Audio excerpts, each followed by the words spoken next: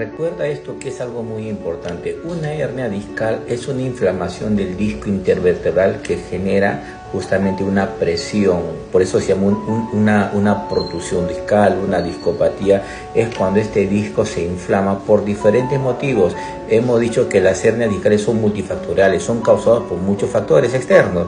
La hernia está situada ahí, ¿correcto? Por eso es muy importante que sepa, la hernia es una inflamación del disco que genera la presión sobre una ramita nerviosa, y eso es lo que te desencadena. Los síntomas más comunes es que tengas dolor en la cadera, adormecimientos en las piernas, pérdida de fuerza. Dependiendo dónde está situada la hernia, se va a conllevar en qué lado del muslo, la pantorrilla o el dedo del pie genere presión, adormecimiento. No sé si entre la L4, L5 es seguro.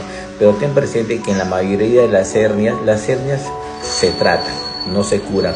Así vayas a tu quiropráctico, a tu osteópata, a tu kinesiólogo, lo que se hace es trabajar la estructura, porque nosotros sabemos que en la mayoría de las hernias son causadas por alteraciones en la estructura, alguna alteración biomecánica en una de las vértebras, alguna subluxación, algún bloqueo, alguna alteración en las crestas ilíacas, en el sacro, un acortamiento falso de la pierna, por ejemplo. Son muchos causas que ocasionan hernia.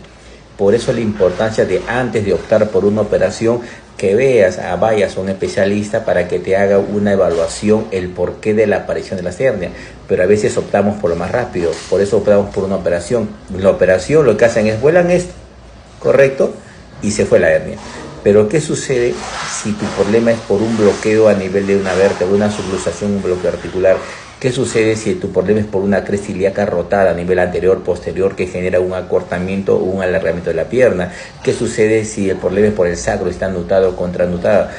Después la operación sale bien, pero pasan los días, las semanas, los meses, y nuevamente se empieza a inflamar.